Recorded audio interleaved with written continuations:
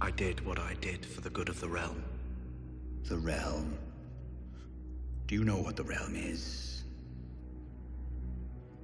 It's the 1,000 blades of Aegon's enemies. A story we agreed to tell each other over and over till we forget that it's a lie. But what do we have left once we abandon the lie? Chaos. A gaping pit waiting to swallow us all. Chaos isn't a pit. Chaos is a ladder.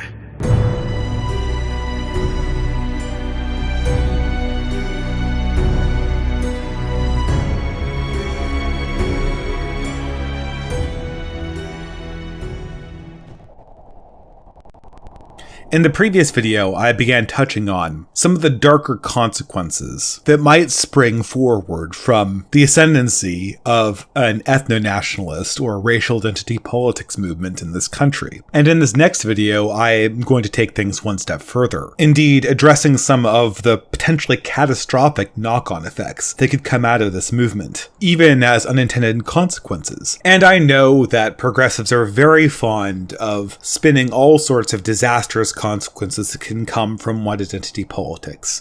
People have heard it all before: race war, death camps, ethnic cleansing. And I think that this is largely dismissed by most people in the alt-right movement for a variety of reasons. First of which is just how hypocritical progressives are on race. And secondly, just how sloppily these disaster scenarios are painted. And here I'm thinking of people like Mouthy Buddha and Sargon of Akkad, who are, while certainly not as hypocritical as progressives, certainly guilty of some strawmanning when it comes to attaching disaster scenarios to the alt-right. A lot of discussion of death camps and forced marches when this is obviously not on the agenda even of the most radical people in the movement. Nonetheless, if you were to ask me what I feared most about the alt-right, I'm sure some kind of disaster scenario involving racial conflict would be very close up the list. But before I fall into the trap that Mouthy Buddha and Sargon fell into, I think I can take this opportunity to link my own worries more closely with a political principle or ethical principle that the alt-right actually holds and discusses in their own ranks. And here the principle I want to examine in this video is called accelerationism, or to be in keeping with the chess analogy that I've been using throughout this series, the Red Queen principle. Now, for people who have read Lewis Carroll's Alice in Wonderland, they may remember a character called the Red Queen. She was a chess piece who moved very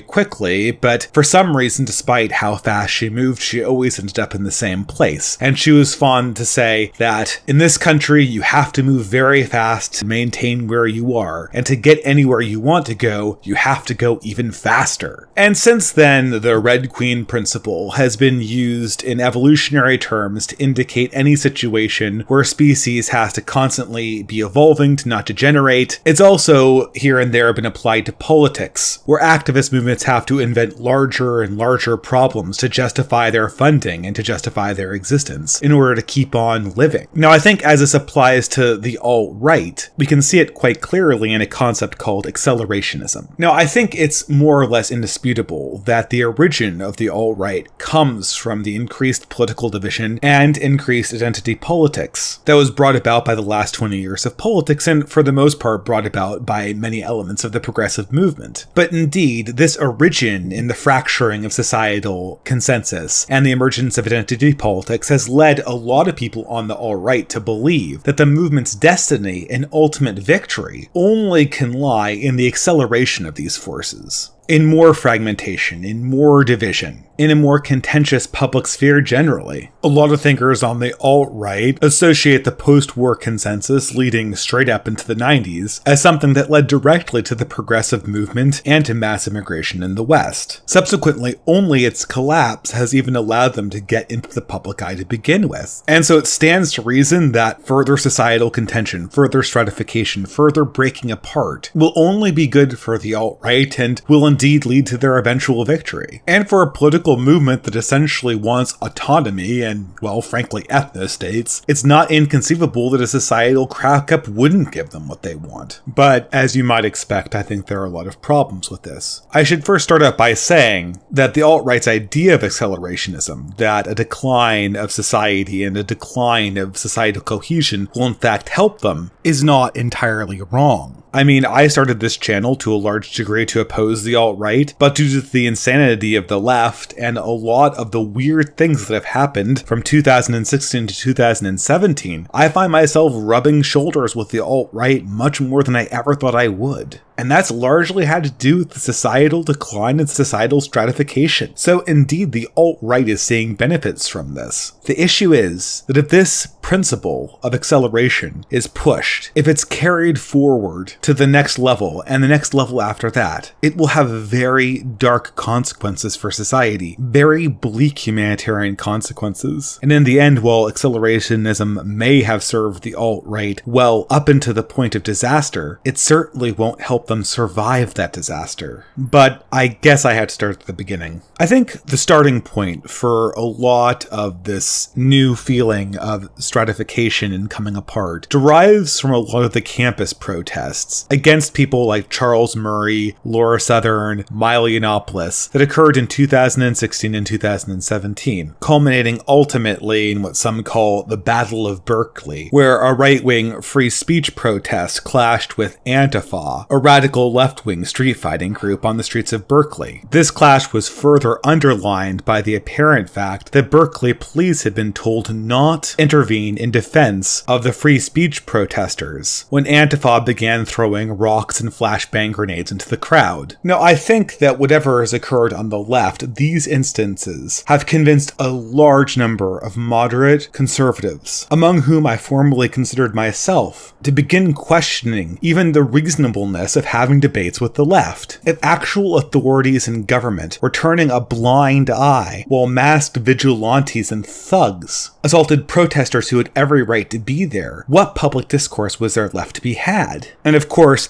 the composition of the free speech rally, being a combination of alt-right and mainstream conservatives, made the alliance very clear. Defend free speech of all, or concede that progressives have the right to decide who gets to speak on public property, and who even gets the proper protection of the law. I think very few things that I have seen in the last few years have formed my opinions as much as that one incident. And I think this incident was a signal to the alt-right as well that the end of an era had come, that there would be many more instances of violence, and that violence would inevitably drive people to the alt-right. And I haven't seen the numbers, but I would be surprised if the alt-right did not see a large number of new members after the incidents at Berkeley. And granted, the alt-right's manifest difficulties with exerting influence either through peaceful populism or through organized leadership, this narrative has been heartening. The image of the alt-right as the only movement that can stand up to progressive thugs is something that it can sell. It's something that will make people join. It's something that will make people more radical, more willing to concede that measures might need to be taken that previously people thought were inconceivable. Once people's safety is on the line, a lot of possibilities start opening up. That paired with the fact that when street fighting has broken out in earnest between right-wing and left-wing factions,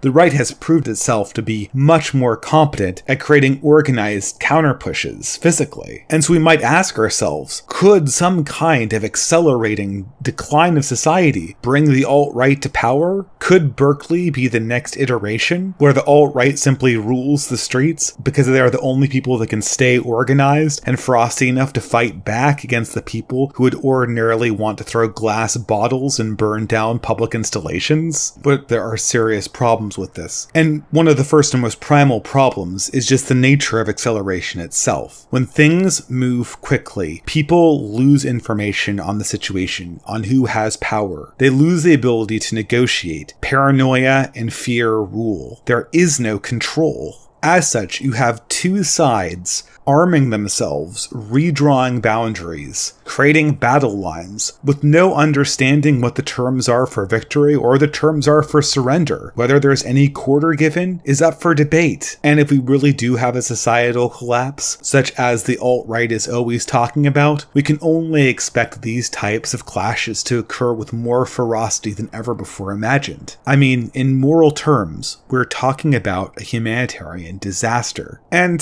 to be honest, I know that members of the alt-right will simply say that this disaster and this chaos would naturally emerge from any kind of multi-ethnic society, and that it's necessary to bring forth any kind of sanity, that it's necessary to restore order. But I remain entirely skeptical, and I still hold to the belief that this kind of accelerated chaos, this sort of uncontrolled freefall, will only beget more chaos, and that the alt-right's pretension that this is some kind of key for their own victory are entirely misguided. But once again, I think I can break this down with a little bit more specificity. I think we can start seeing the problem when it comes to winning political victories through violence. Now, as we've gone over in the previous sections, the alt-right really has no ability to win victories in any other way at this stage. But when it does win these victories, and I'm sure it will, since in comparisons to its pathetic rivals in Antifa, it has a distinctive upper hand.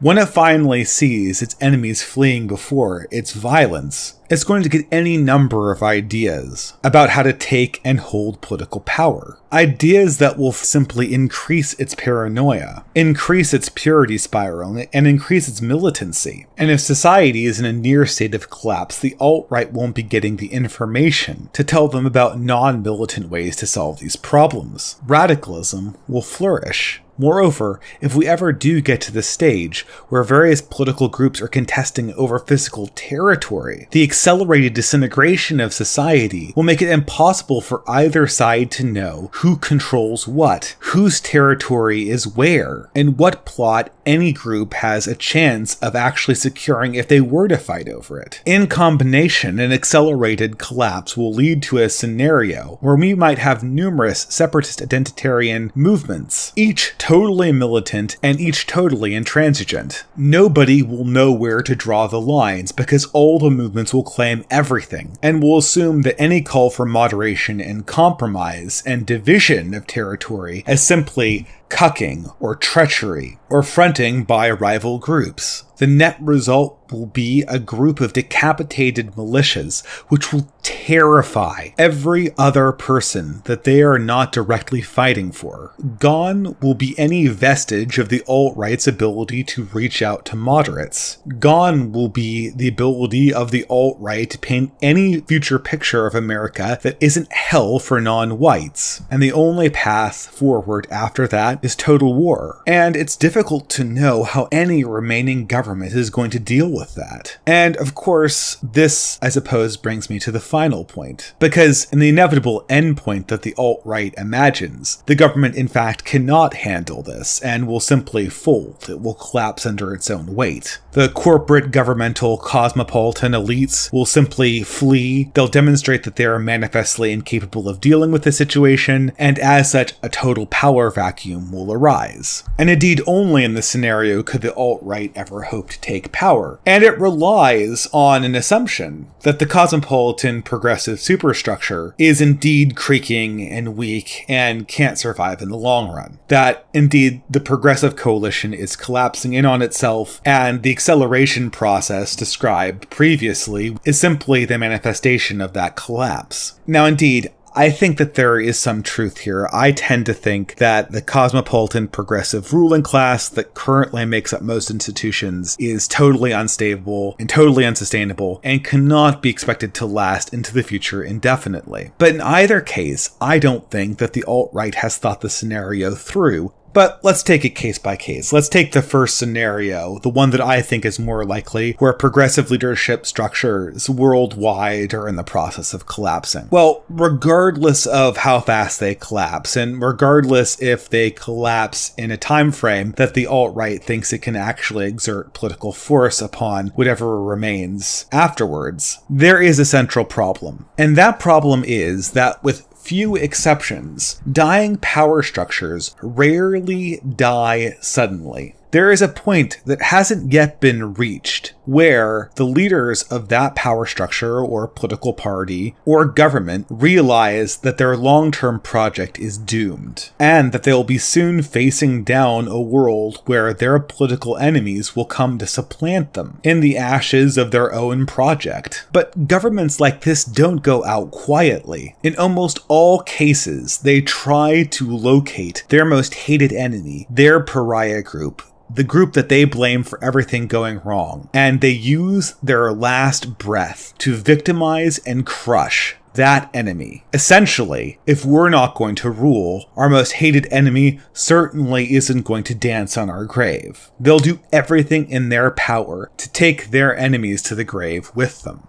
And herein lies the problem for the alt-right. Because inevitably, if progressivism finds itself dying, the primary enemy they will want to join them in death will be the identitarian Western nationalist movements, the far right, the alt-right. They will use everything in their power to inflict violence upon these nationalist movements, even if it is their last action. And if, by that point, the alt-right, or whatever far-right movement supplants it, has no institutions that are dedicated to its own defense, and no ability to strike back at the elites, this final backlash by the progressive movement could, and most likely would, snuff out and destroy the remainder of any nationalist movement. I mean, I think in most alt-righters' minds, when they imagine a backlash from a progressive government, they imagine something petty and ineffectual. But historically speaking, this is nothing to be laughed at. I'm thinking of the last days of Hitler. I'm thinking of Zimbabwe under the Mugabe regime. I'm thinking of the current insanity in Venezuela. This is not, oh, the government doxed me. This is, the government doxed me, and now men with machetes have shown up at my door at midnight. If any right-wing movement has not prepared for this in a collapse, they will be destroyed. But the very deficiencies of the alt-right movement in particular, especially if there is some sort of accelerated decline, will prevent them from making the infrastructure and the networks that will allow them to resist some kind of backlash like this. Furthermore, if the movement has participated in militancy to the level I previously described, they will have almost zero sympathy in the public eye outside their very movement. This will make them perfect scapegoats for any dying government to oppress and destroy at will. And as such, in a post-collapse environment, the probability that a nationalist force remains the most powerful group left standing is incredibly minimized. Alright, but I suppose now I have to address, at least in part, the other possibility. And this is something I don't think that many in the alt-right really take seriously. And this is that progressive cosmopolitanism is actually much more sustainable in the long term than has been imagined. And indeed, while I find this much less scary, it is a depressing eventuality. And I didn't take it seriously, but recently I have heard a lot of people on the alt-right say things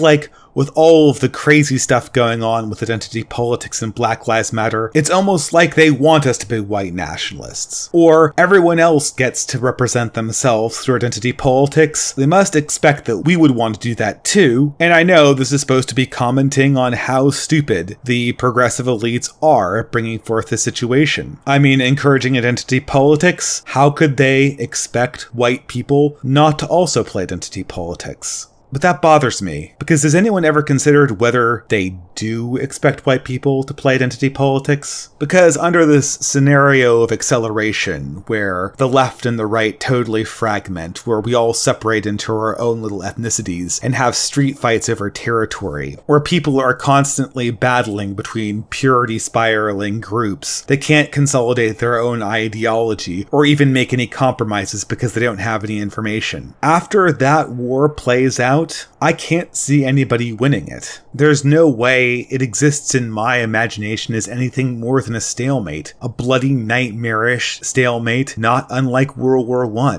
And after all of the guns fall silent, I wouldn't be surprised if the same cosmopolitan progressives came marching straight out of the bunkers in which they had been hiding, bearing forth a plan for a new world with no identity, with no meaning, and with no ethnic particularism, all to the applause and great relief of many people who would have fought the same plan tooth and nail had it not come at the heels of a huge conflict over ethnicity and particularism itself. I know this is an outside possibility, but it seems a little bit too real. In order to win, in order to create the kind of societies, the highly ordered, high-trust societies, the societies that celebrate a specific civilizational heritage, the alt-right, or any right-wing movement, is going to need organized, conciliatory, diplomatic, and reasonable leaders who can communicate with potential allies and their opposition. They will need to convince their fellow countrymen, and indeed the world, that this particularism, that this government inside a particular ethnicity will not result in endless bloodshed and pointless destruction. They will need to convince non-white and multiracial Americans that they'll be safe, somewhere at least, and that the movement of nationalism isn't for insane people who are trigger-happy. They'll have to convince the world that they're not just looking to reinvent imperialism and put everybody under the thumb of a new white European imperial order. But of course, each one of these objectives will be almost impossible to achieve under a situation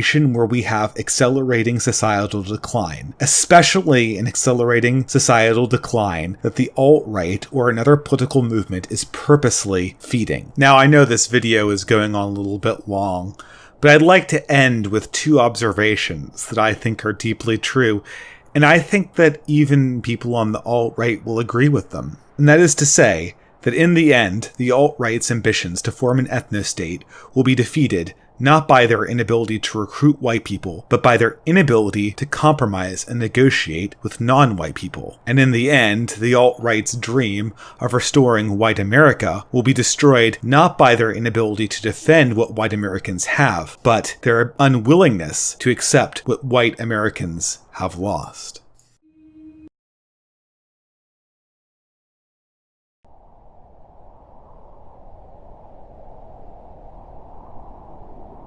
At this point in the series, I'm sure that any alt-righters who are still listening are wondering if I'm not just the largest pessimist in the world. Well, I might in fact be the largest pessimist in the world as far as I know, but I think probably the more pertinent question is whether I see the larger project to save Western civilization as being an inherently futile one. Indeed, to this point, I've demonstrated, I think, that a lot of the alt-right strategies towards taking power and renewing civilization, at least as it operates inside of a racial identitarian movement, are not going to work out. They're going to have large negative consequences, and in fact, they won't accomplish any of their objectives of restoring either some kind of majority white ethno-state, or even restoring the flourishing of Western civilization against modernity. But I'm sure a lot of people who are watching this on the right or the alt-right are going to be asking me, is this entire series just one big black pill, one giant council of despair? And indeed, I think not, because I think that inside some of this criticism, we can see not only things that the alt-right is doing wrong or incorrectly because the entire project is in some sense infeasible, but also problems that arise due to the particular way the alt-right has approached them. I think we'll see in this series problems that stem not only from the alt-right's inability to take on a very daunting project of civilizational restoration, but also issues with the alt-right that could be fixed or would not be problems if the approach were taken in a slightly different way, or with more wisdom about how restoration movements succeeded in the past. Now, before I go on to the actual problem, I want to point out sort of a common motif in counter-progressive or dissident right dialogues. A lot of ink has been spilled, a lot of words have been spoken on YouTube about how, more or less, if you're not progressive or if you're counter-progressive, you're more or less locked out of most of the major institutions in media and in education.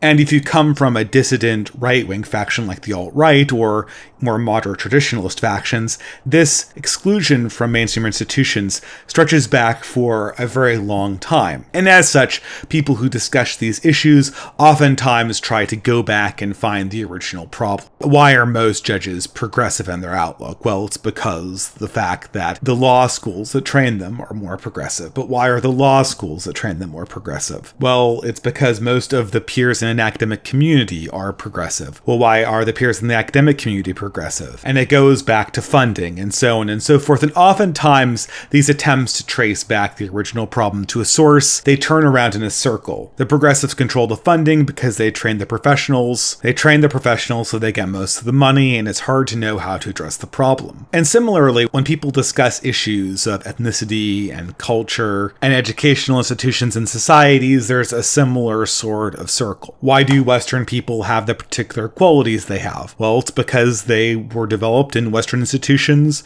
in Western families, in Western culture. Well, why does Western culture have the qualities it does? Well, because it was formed through Western history and through particular actions of individuals. But why do those individuals have the qualities we associate with the West? And it goes back to an earlier set of institutions that educated them, and so on and so on and so on. And a lot can be said about a particular movement based on where it wants to start reforming things, trying to initiate the project of civilizational restoration. Now, obviously, for the alt-right, their starting point is race. They feel like they have located race as the particular organizing principle around which civilization, in particular Western civilization, has been formed, and they consider this to be the foundational building block before which no other reform can take place. To an alt-righter, civilization was great because it was white, and whiteness is genetic, it needs no prior explanation. Thus, I think the argument goes, if society were able to realize the importance of race and racial identity politics, the civilizational virtues that obviously emerge from whiteness will simply reassert themselves, and many of the issues of modernity will simply fade away. And of course, I'm sure some people on the alt-right will say that I'm simplifying it, but really when it comes down to criticisms of modernity and solutions for it, most alt-right arguments indeed take this form. Fix the racial issue, and the rest of the civilizational crises will correct themselves. But I think that this central assumption is false. Even if race realism is true, even if society in some sense is based around a certain homogeneity of ethnicity, and that races have certain qualities inherent to themselves, even if that is the case, I think the formulation that racial issues precede civilizational restoration is incorrect and backwards. Now, I like to call this the White Queen problem, again,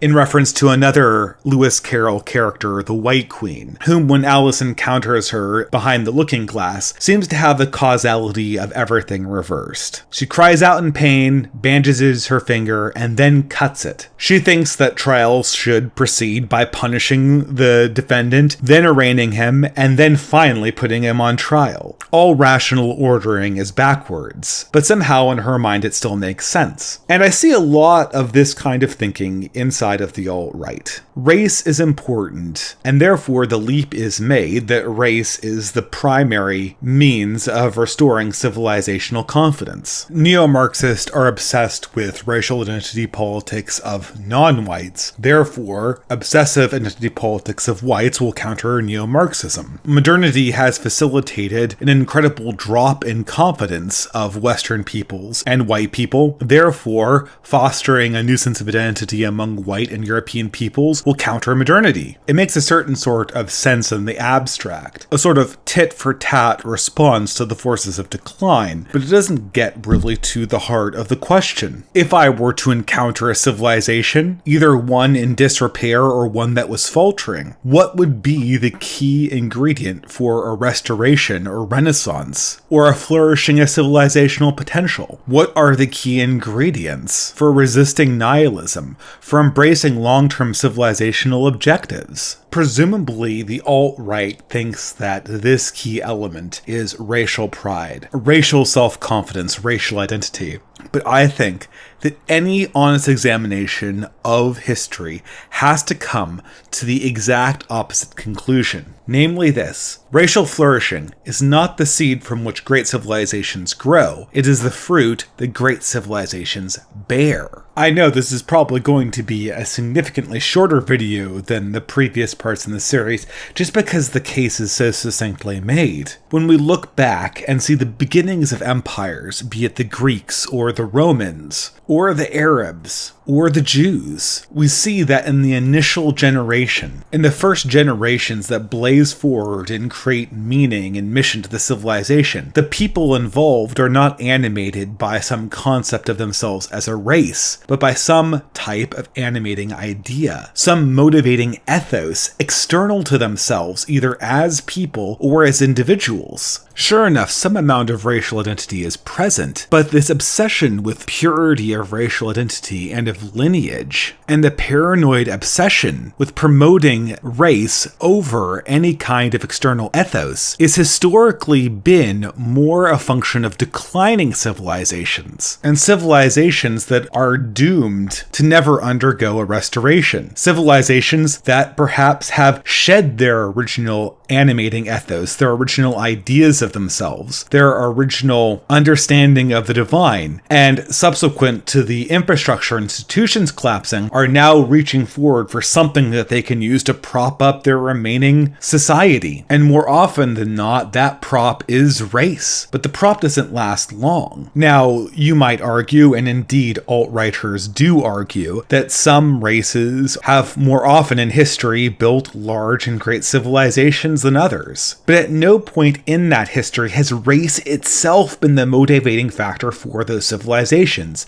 It's always been something external to the people involved, at least when those civilizations were in a period of upswing. At least when those civilizations were in a period of expansion. And to see this, we need look no further than probably one of the alt-right's least favorite demographics, the Muslim world. Now, over its 1300 years of existence, the Muslim world has had victory after victory against the West, demographically speaking. But at no point in that expansion were the Muslim victories ever attributed to being Arab, or even being Turkish. They were always to spread and glorify the ethos of Islam. Islam as an ethos let the Arab peoples spread far and wide across Mesopotamia and the Middle East, into regions in North Africa that were never previously occupied or largely inhabited by Arabs. Moreover, by the time Arab and Turkish nationalism became the justifying principle of these societies, the expansionistic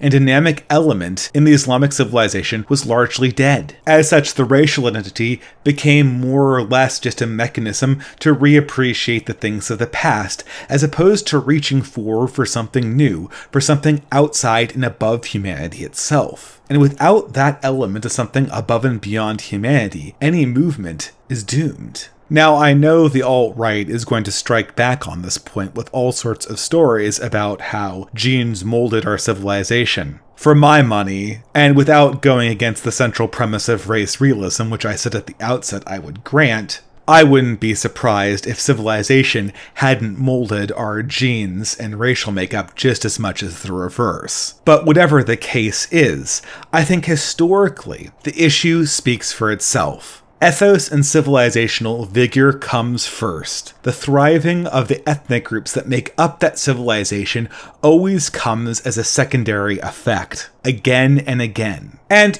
you'll see this principle that I mentioned here, embodied in many of the smaller, more tactical issues I laid out earlier in the series. When it came to problems of populism, when it came to the problems of leadership, when it came to the problems of controlling unethical behavior and paranoia, the issue again and again that reasserted itself was the lack of any moral vision and the lack of any ethical principle and societal vision that would hold people together when all that was being put in front of them was pride in a racial characteristic that, in isolation if anything else, was more or less a superficial function of genetics. The focus on race in this case, far from from confronting the nihilism and shallowness of modernity, simply sidestepped it, looking for an easy way to get around the question of meaning, looking for an easy way of getting around what was true, good, and beautiful. As a consequence, a movement based on racial identity essentially never actually confronted the issue of modernity itself. It left its vices in place, and as such, moving forward, whether the movement decided to try to train new virtuous leaders or go for a violent but politically expedient aggressive route, the vices already inculcated due to our exposure to a nihilistic culture remained and reasserted themselves at a later point, dooming the movement to only bring about either defeat or catastrophe. And it's not actually all that surprising, because historically speaking, whiteness is a fake identity. Now, I don't mean that in the way that progressives mean it, that somehow blackness is not fake and whiteness is. I just mean it in the sense that really no movements in history used whiteness as an organizing principle of any kind. As such, white nationalist or white identitarian movements are facsimiles of previous civilizations.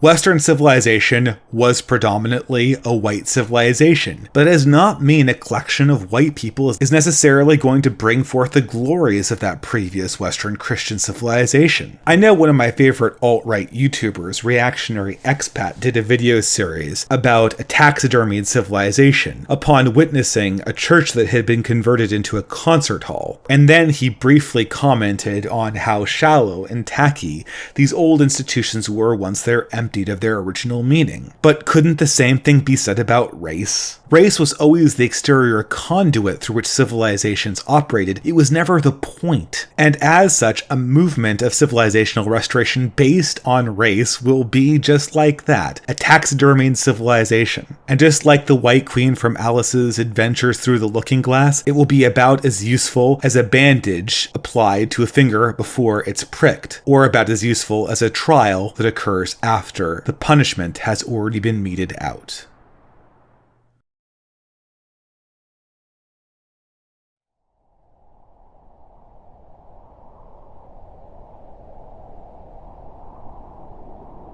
So I understand that I'm coming up on the end of this series. And sure enough, a lot of people are expecting me to sort of put a feather in the hat. Get to the big reasons why I have problems with the alt-right, why I don't really associate myself with the alt-right, and why I think the alt-right is fundamentally going to result in a disaster for civilization and Western civilization unless it's deeply reformed and deeply reconceptualizes what it is and what its priorities are as a movement. And I think in these last two videos, I can really round out the series, make it clear what my real fears are for the future and my real hopes, and in many ways how the objectives of the alt-right run contrary to the hopes and only make my view towards an imperfect future more bleak. And I think we can start at least with the bad. The black pill, or to finish out our chess analogy, the Black King.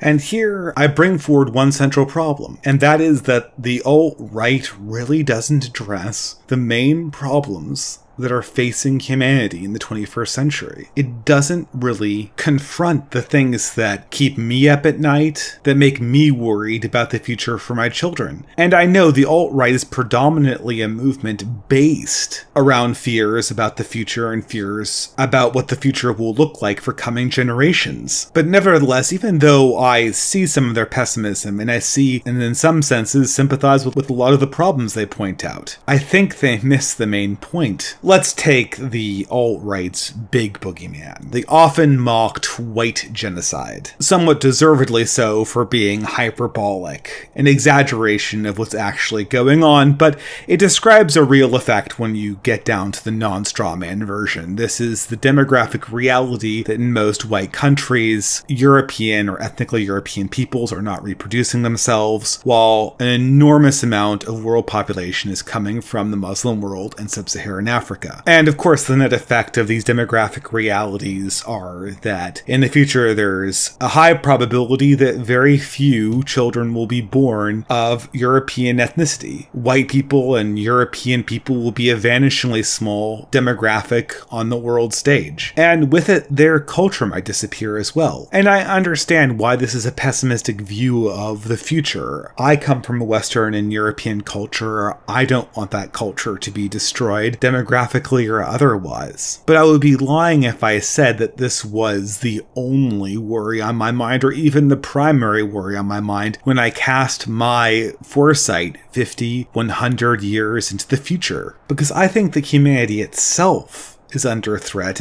and I know that seems melodramatic, and what's going to happen is global warming going to kill humanity, is the artificial intelligence going to destroy humanity, but these more science fiction-y hyperbolic strawmen aside, I think there's an enormous amount to worry about. I mean, we are on the cusp of technological revolutions in virtual reality and artificial intelligence, in genetic engineering, that could essentially strip away all of the truly human decisions that we have to make, essentially making humans spectators in their own lives, if not absolute slaves to the people who ultimately sit at the reins of this technology. People are becoming more and more addicted to the consumer products of an economy that's itself becoming more and more liberated from its need for workers, innovators, and any of the other myriad jobs usually done by the middle class. As a result, people are increasingly just consumers, passively sitting by as more and more and more of the things that used to give their parents and grandparents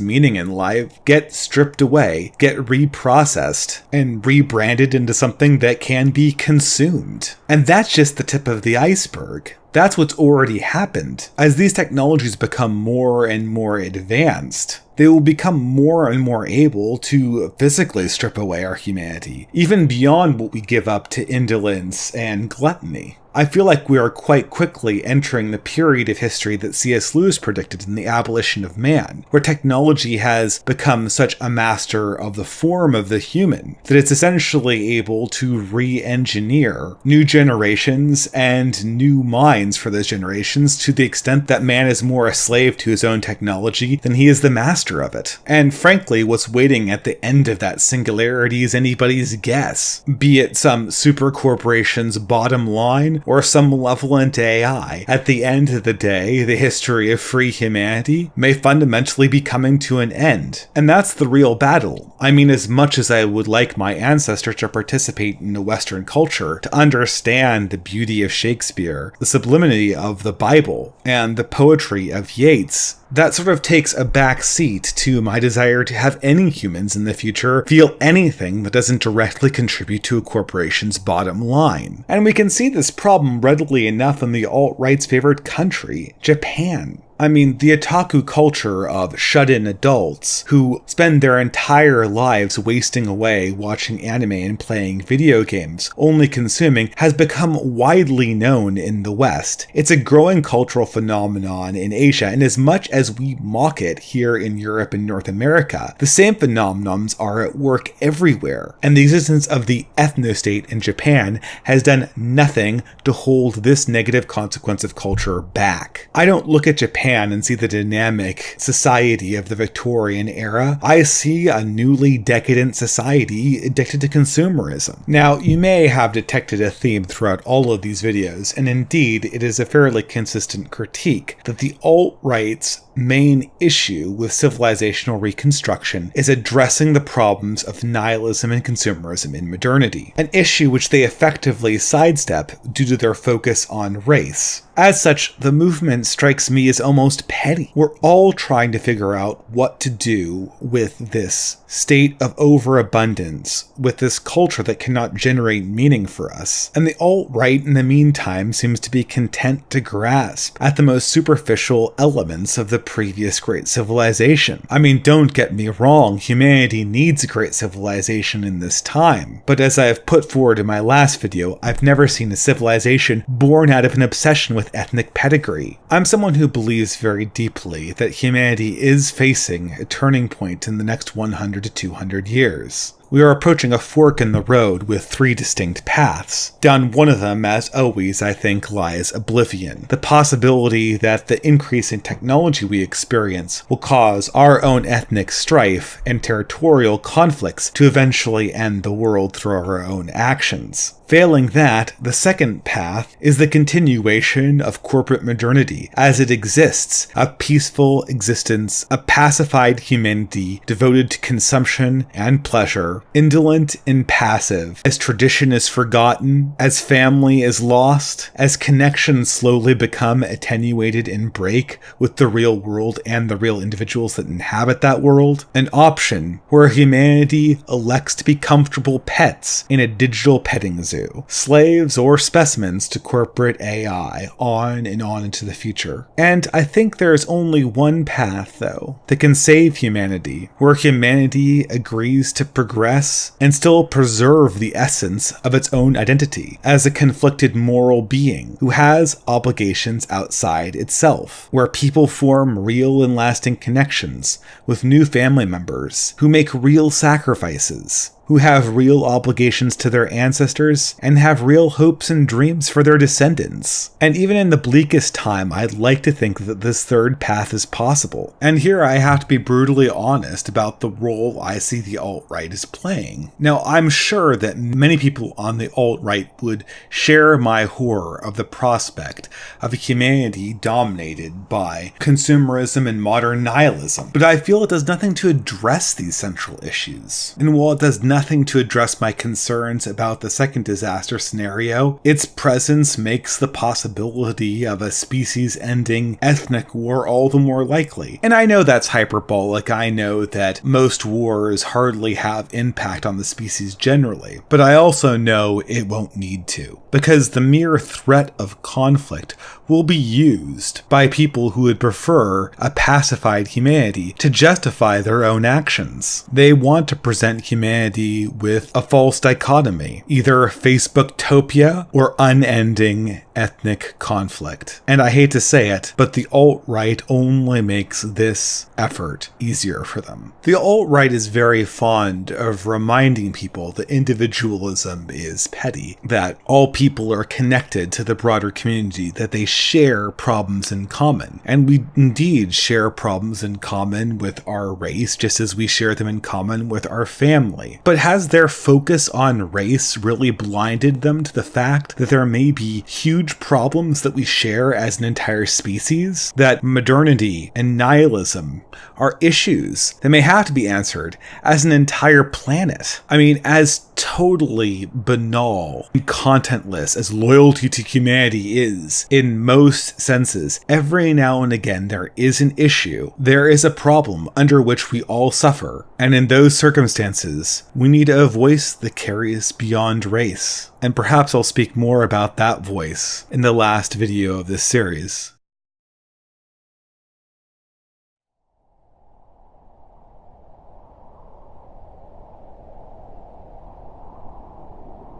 At the end of this series on the alt-right, I feel it's probably necessary to give a general retrospective.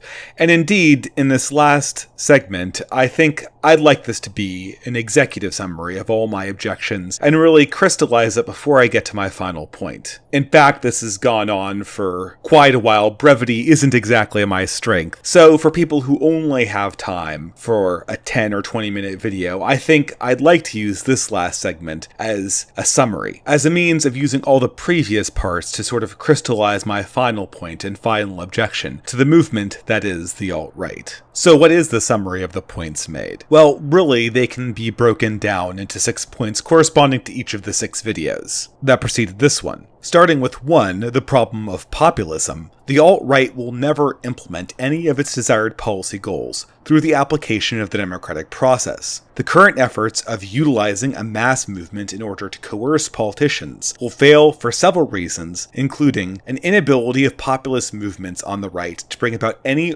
cultural or political pressure onto politicians in the long run, the declining share of whites as stakeholders in political matters just in pure demographic terms, and and finally, the disorganization and degeneracy of white populist cultures inside Western societies. Each of these issues totally precludes the alt-right from pursuing any populist or democratic means to obtain power or implement its long-term changes. Number 2, the problem of good leadership. The alt-right cannot recruit or train the highly competent and effective traditional leaders it needs to carry a dissident right-wing movement to victory. Regardless of its ambitions, the presence of incredibly hostile elites makes it utterly impossible to use existing institutions to train new leaders or to convert the present urban elite away from neoliberal orthodoxy. Current leaders and future recruits at this stage are largely taken from the ranks of losers and victims of modernity, and also suffer from many of modernity's largest defects. Training and mentoring a new generation of leaders will be a much larger task than what the alt-right has currently shown itself capable of. Activism is easier than mentoring and cultural creation. Number 3, the problem of pathological leadership.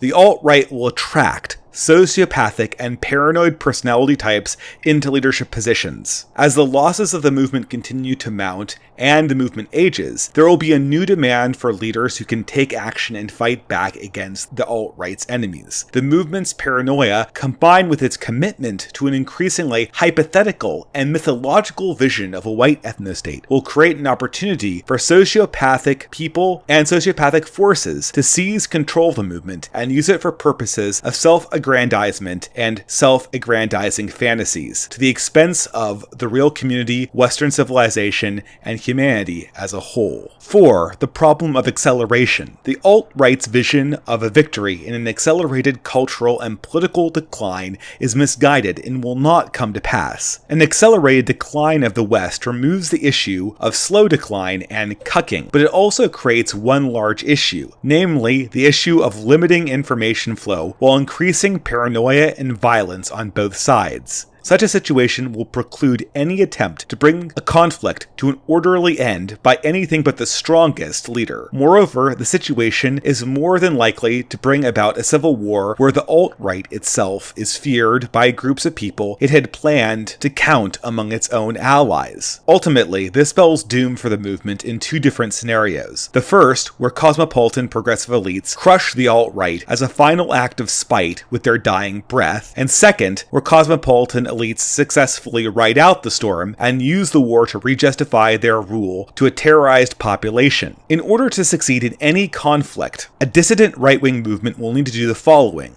A. Make peace with non-white and non-Western groups and assure them safety in a new society. B. Come to peace with territorial losses and losses of privilege that have already been forfeited in the current dispensation. And C. Present a new vision of the future that is compelling as the vision of the liberal elites that dissident right-wing movement hopes to supplant. At present, the alt-right does not appear capable of doing any of these 3 things. Issue 5. The alt-right has a fundamental problem with metaphysical motivation, as it fundamentally mistakes cause and effect. Young and burgeoning civilizations are driven by external values concerning truth, goodness, and beauty, which they seek to bring to the world. Race and ethnicity tend to be the obsessions and fascinations of societies already in decline. In short, racial greatness is brought forth by civilizational commitment to ideals, but racial loyalty, however, does not necessarily lead to any metaphysical value whatsoever. By chasing the concept of race, the alt-right is chasing the shadow of Christian civilization. And finally, the penultimate point 6. The alt-right does not directly address the threat to humanity that modernity poses, not just in fractured and diversified societies, but in homogeneous societies like Japan. Humanity is in a state where it is choking on its own wealth and struggling to find anything of meaning that can drive it forward into the future. In many ways, the alt-right's focus on race in particular creates the easiest and least demanding possible way of organizing humanity. It can be easily sold to individuals since it requires nothing. In fact, racial identity is the easiest metaphysical principle that can be sold to moderns, since it requires no further examinations onto the structures of tradition and mechanisms for bringing forth virtue and the virtuous leaders that humanity needs to carry it into the future and survive. So indeed, these are the objections I have made to the alt-right in my previous videos.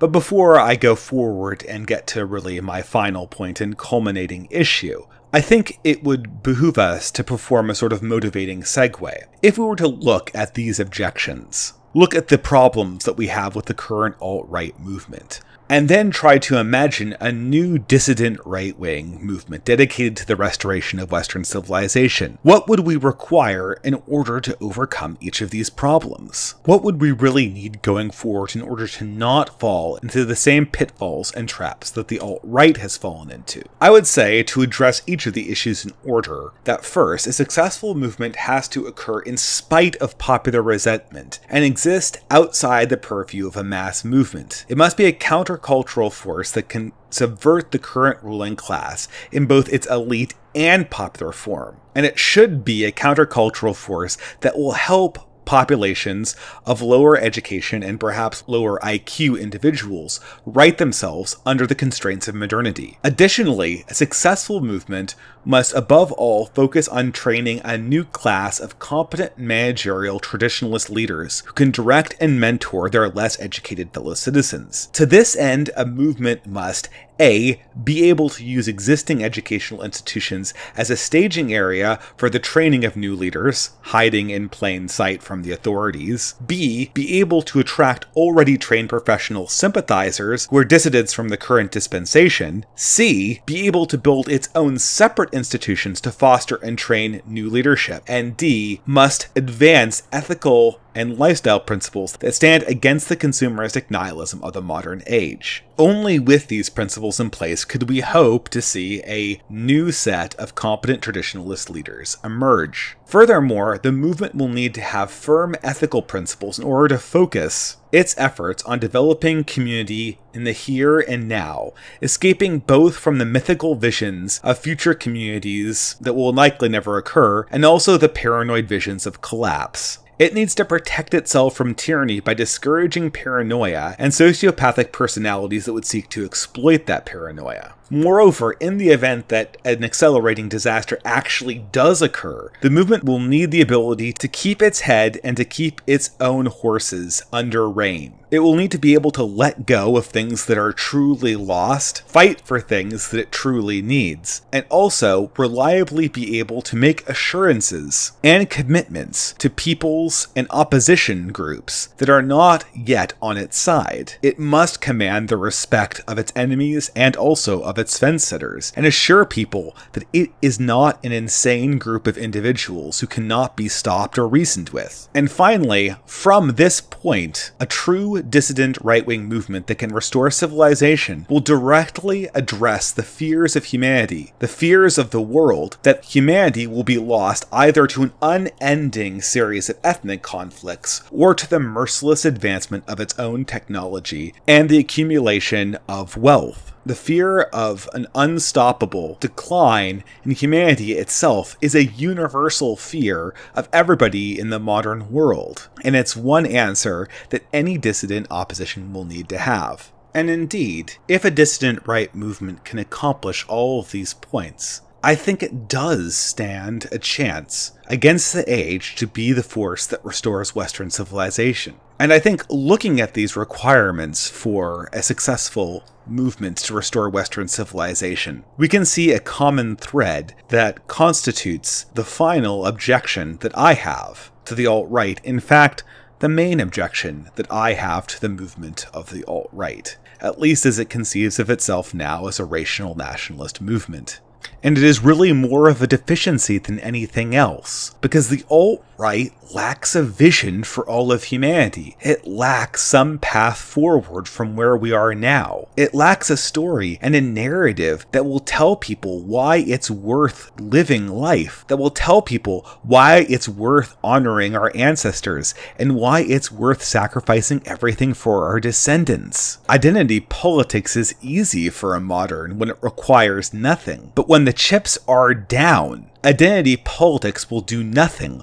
Only principles will remain. Only some kind of hope for the future will remain. And frankly, the hope that everyone is asking for is not limited in its purview to one particular race or ethnicity. Because in the world that we've created, everyone is lost, everyone is hurting, and everyone is scared. They're all looking for a reason to fight. They're all looking for a reason to hope. And a movement that does not have any answer to that question is horribly unambitious. It can't take the final step that will allow them to dream of some other world better than the one that we occupy. In many ways, I agree that we live in a totally decadent age where consumeristic pleasures are much too plentiful, and the idea that we're going to stay here is unrealistic. But I disagree wholeheartedly that some kind of recreation of Western civilization will be a step backwards, that this will be a return to a more impoverished age, because I feel very deeply that while we have consumeristic wealth in abundance, we live in a spiritually impoverished age. What those looking to restore Western civilization are doing is providing a vision of enrichment, a vision of hope.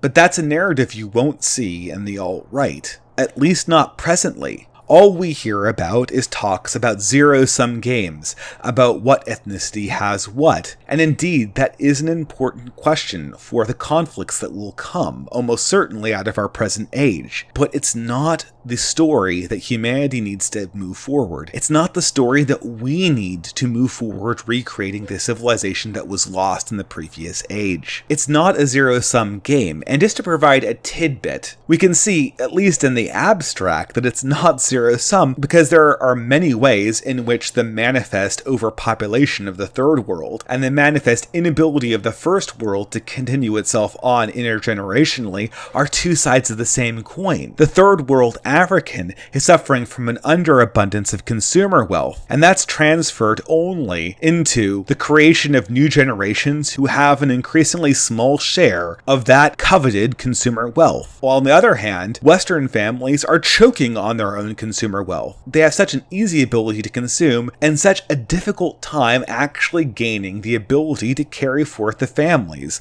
that would give them meaning, that would give their civilization and societies the ability to continue on, to survive. In some ways, one could imagine a solution in which a worldwide leader fixed both problems, leveled out the growth of the third world, and fixed the overconsumption of the West in one fell swoop. But this here is not my point. My only point is that the asymmetries and the modern problems of our economy and nihilistic worldview are manifest across the globe, are manifest independent of the cultures and races we inhabit. Humanity wants to find somebody that will help it save its soul. And to bring up another example, we need look no further than Islam. Islam is not fighting to create an ethno-state for Arabs, it's fighting for the souls of the world. It at least has a solution, however squalid I and many other people might think that is. The current crisis we are experiencing is not just about the decline and disappearance of the white race.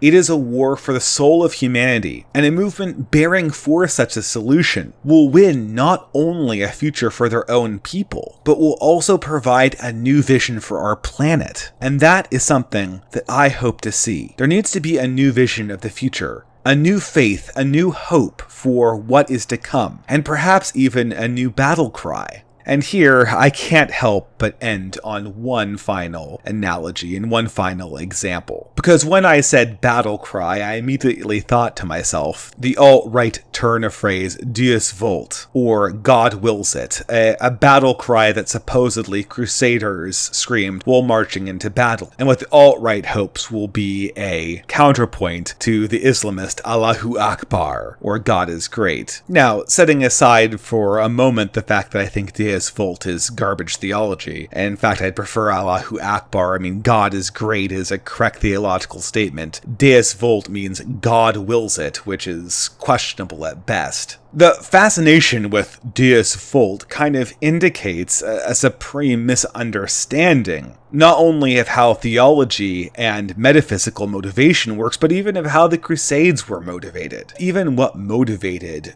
late medieval Western civilization to flower forth into the Renaissance that provided us with everything that we know and have and love today. The Crusaders may have yelled Deus vult, considering their own mission to be a holy one. But the attentive student of history will realize instantly that there is a reason why Christians in subsequent centuries and Christians of the modern day have never clung to that formulation. And when Christians have looked back on the Crusades fondly, they have fastened upon another expression, one that was said to have been prayed and sung after the knights won their victory, and has subsequently become a pious prayer of Christians everywhere. And that is the prayer, Non nobis Domini, sed nomini tuo da gloriam. Not unto us, Lord, not unto us, but to thy name give the glory. And here I think we can reflect upon this prayer, this hymn, as the basis of a civilizational restoration,